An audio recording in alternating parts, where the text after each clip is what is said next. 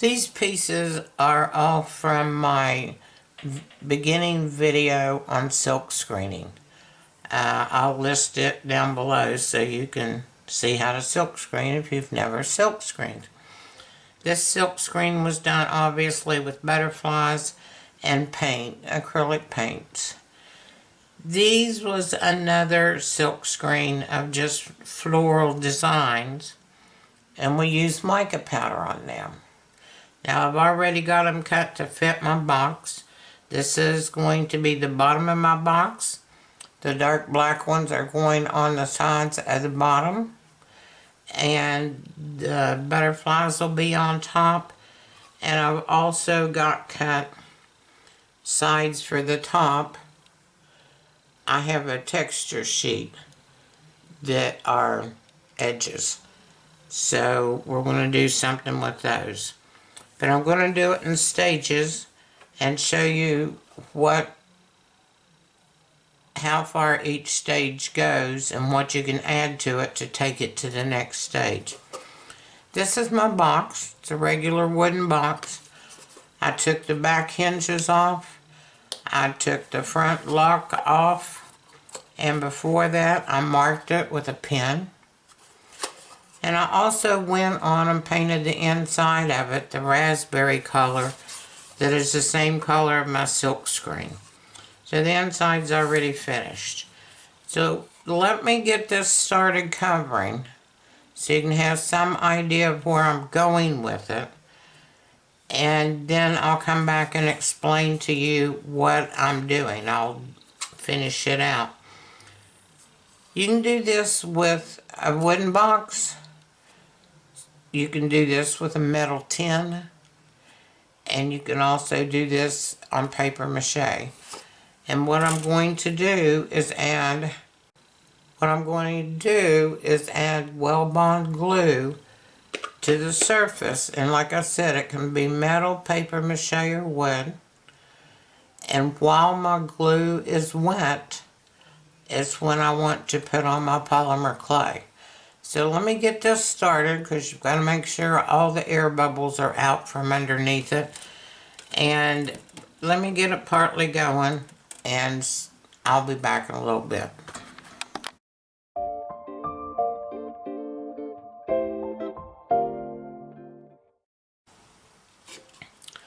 Okay, I got one side of the box on.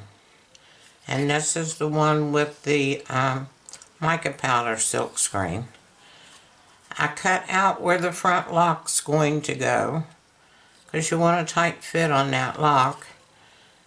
And I've already put my strip of clay on here to see where it was going and make sure I had enough, which I do. But I also cut out already where the back hinge is going to go. And I did that before I glued it down. Now, I love well-bond glue. It holds to about anything. It will not hold polymer clay to ceramic mugs. These little craft sticks I found 3 or 4 years ago hanging on a tree of just a little hanging place in Walmart back in their Christmas decorations, and they were called craft sticks, and they came in a pack of like, I don't know, 200 of them. And they're the best things I've ever used for doing gluing things down where you need for it to be smooth, or mixing things. I use the tip of them, which is it's like a big flat toothpick, but it covers more surface at once than a toothpick, and it's not sharp like a toothpick. So when you don't need that sharpness and stuff, like if you're drawing a design on your clay or something, then these little craft sticks are great. And I do not know where else to buy them. I'd never seen them before. But I'm just spreading this out evenly all the way to the bottom and all the way to the top. And this is an adhesive, unlike liquid clay or Bacon Bond. They are adhesive for clay to clay, not clay to an object per se. So that's why I like to use Well Bond. It's a PVC glue. You can use like an Elmer's to do this with, but this is much stronger, I feel, and gives a better bond for the clay, and I've never had a reaction from it.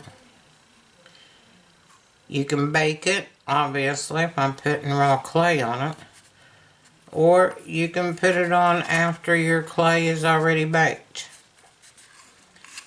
So I've done it both ways.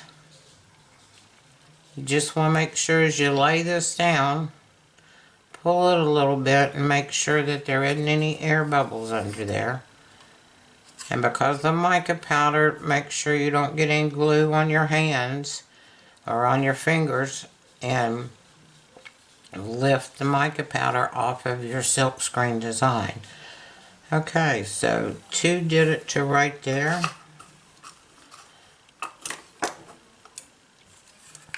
I pre-cut the clay to fit the strips of where they were going. And as long as your Well Bond glue is still wet, you can move your clay around. It's really good if you're using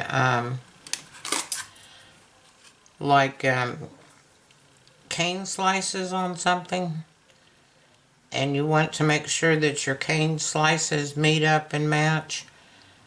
Then Well Bond glue's your answer, because it'll adhere clay to glass, and it's not near as expensive.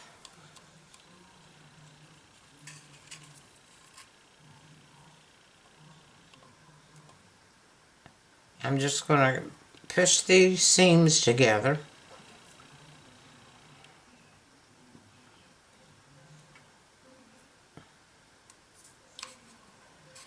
And Well Bond glue bakes clear, so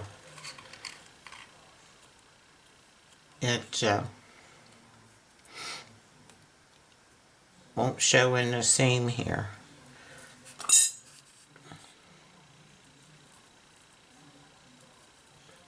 Because I burnished the mica powder into the clay, I can manipulate it a little bit more. And if this smears a little bit, that's okay with me on this project. Some projects it's not okay on. Okay, let's get the back on here, or the bottom.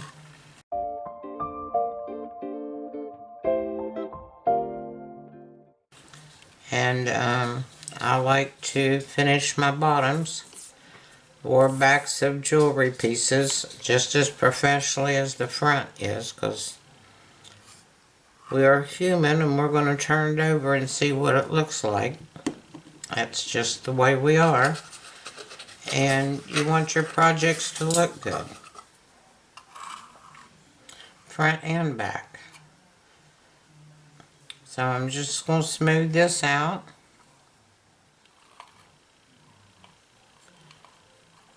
And make sure my glue's even and out to the sides. And that's why this little flat stick does this so well.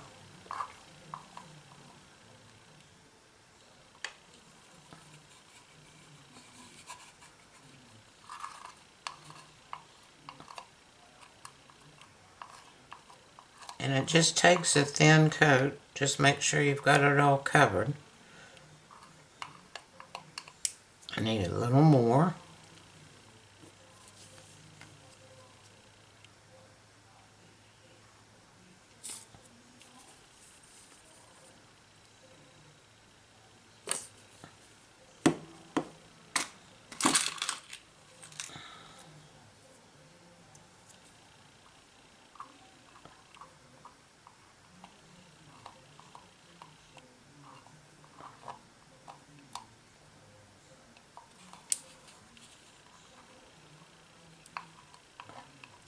And I'm sort of making sure the center's done, I'm pulling the glue out to the edges from the center to make sure it's all, try to get the glue as level as possible.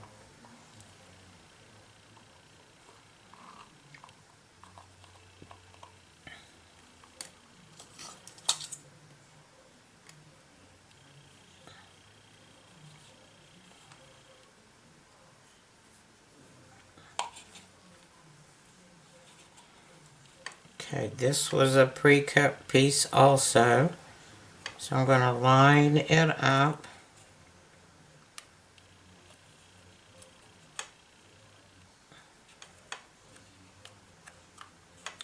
And gently roll it, press it down. Make sure your air bubbles are out.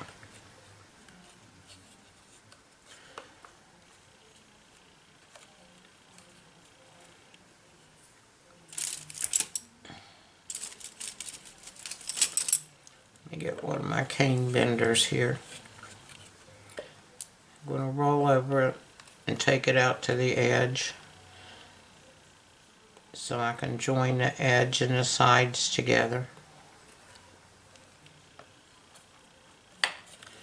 You want to start from the center and roll towards the outside, so if there's any air in there it can be pushed out.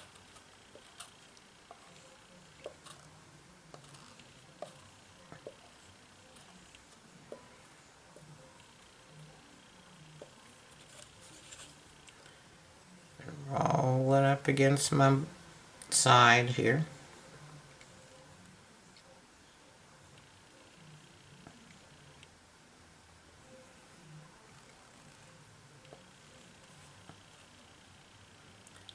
And you can stretch it a little bit if you need to make it fit. See that white strip right here?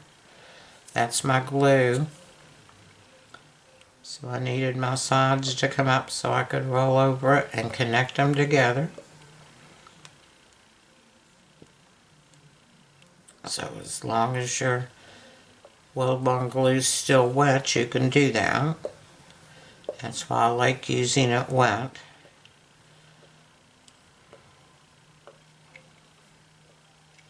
Rolling my edge together.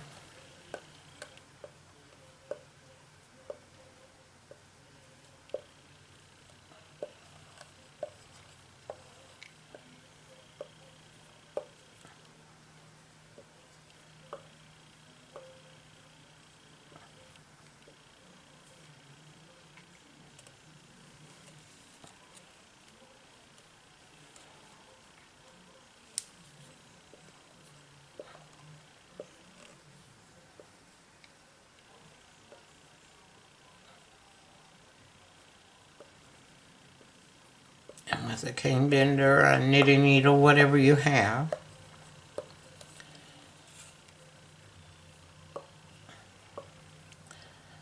I just like to use something small because it's a small little project we're doing here, but also I have less tendency to push harder on smaller objects. If I had my great big acrylic roller out here, I'd be adding a lot more pressure just because it's a bigger tool, and I really don't want that much pressure. Okay, all of our sides are together, our back's on.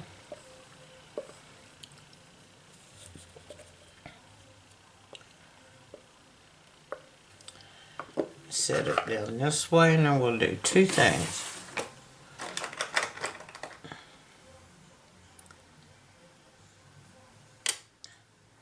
I'm going to take a little coarse roller over it. Just press down a little bit just to give it a little bit of design on the bottom. And you can use a texture sheet, you can use a sponge, you can use anything, toothbrush.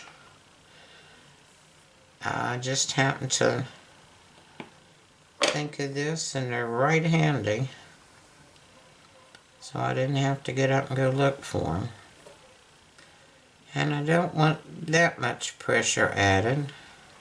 just enough to give it something that maybe it won't be so slicky on a dresser or something by the time I get through with it. Because I'm going to have to seal it because of the silk screens and the mica powder. Okay, so this is my front. And this is my little Apple signature stamp.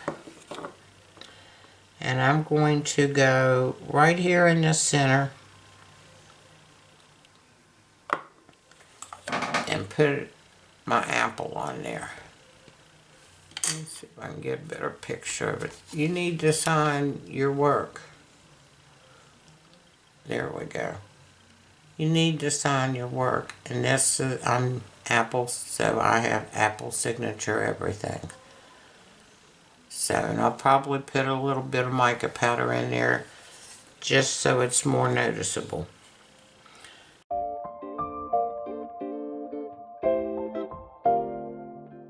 Okay, so the bottom for now is finished. It will be baked normally. The top, let me get the top on here.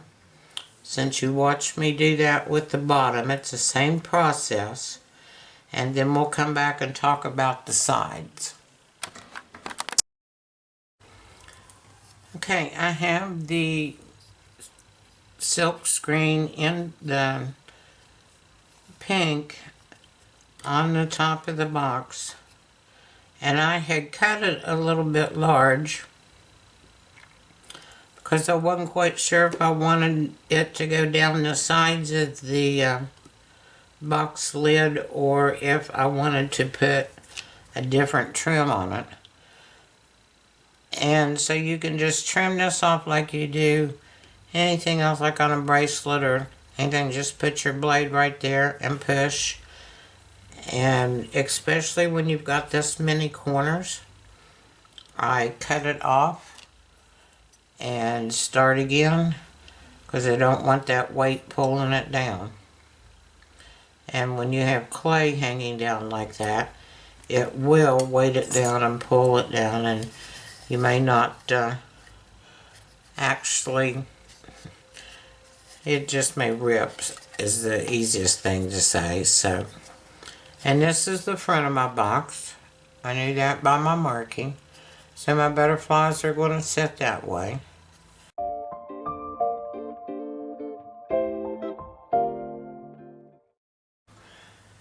Okay, I decided to complete my box with white sides. I want to show you several different options depending on how far you want to go. And we'll bond glue on the sides. And I cut a strip of white. This is all Primo. And like I said a while ago, the silk screen part came from my silk screening beginners video I did. I'm going to be real careful with this and try to do it all at once. And get it all the way around.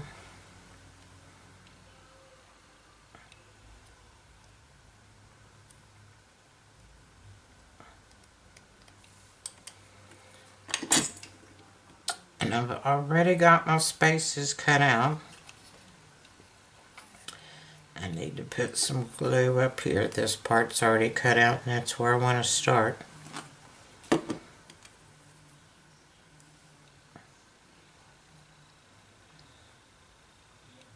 But it's just easier to go on and take your hardware off and mark it so you'll get a better fit with your clay. And I'm going to do the same thing. I'm going to put it down.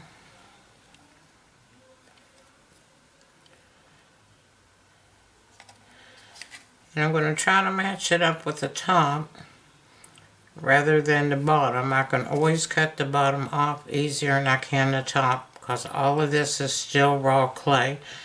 You can bake in between and your top already be baked. I just chose to wait and do it all at once because I want to add some other stuff to it, and I can do that while the clay is raw as well. Just make sure no air bubbles are trapped under there.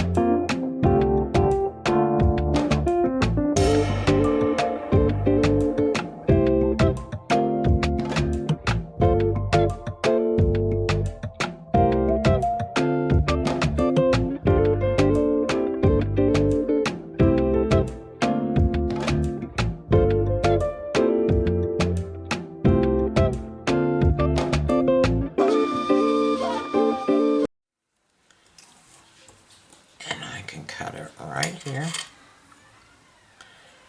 I'm going to lay it over and cut all the way down through, and then pull it up.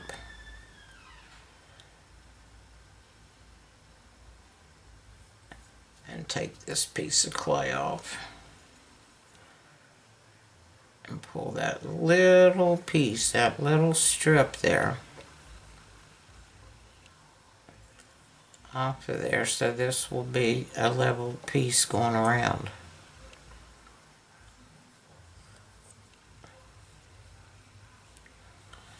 Now see where I left that, and then your pieces that you cut will match up perfectly.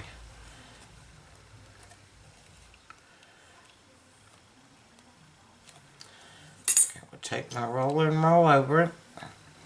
This again's the one of the caning tools from Tiny Pandora, and especially when I'm cutting strips like this, I use the Mega blade from Tiny Pandora. It's a quite long blade, and it's really rigid and it won't bend while you're trying to cut straight pieces. A tissue blade will bend a lot and you won't get your pieces as straight. And I'm just going around this top edge and sort of blending it together a little bit better.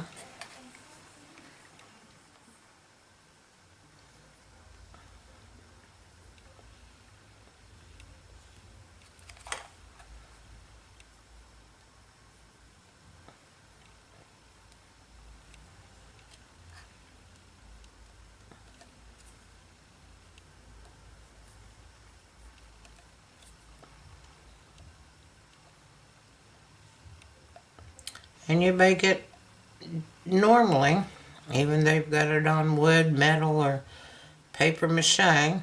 Bake at the recommended time and temperature of the clay you're using. And always use an extra thermometer. And that little bit I'm going to have to work on there to get it where it needs to be. But go by your extra thermometer and not by the dial on your oven. Oven dials can be so far off. I use my kitchen oven, and as long as it's on 275, it pretty much holds its temperature to do the Polymer clays. But there's clays that cure at other, there's the hole. at other temperatures. Liquid clay I use a lot. And it's one that some of them you need to read your instructions on your bottle, but some of the liquid clays, they actually take like 300 degrees to cure. So when I turn my oven up to 300 on my dial and let it preheat, it's always 25 to 50 degrees higher. So I have to watch that carefully and turn my oven dial down and make sure that I watch the gauge on my extra additional temperature or thermometer that I have in the oven. Okay. So the sides are on there. The top is on there. Let's do it back to front. And this will generally be what it looks like. Here's your top and your white sides. And the black sides, there's a good shot of the mica powders. And you can leave it at that. Realize though, you're going to have to seal it with something because you've got silk screens and mica powders everywhere. But this would be the first stage that you would leave it at.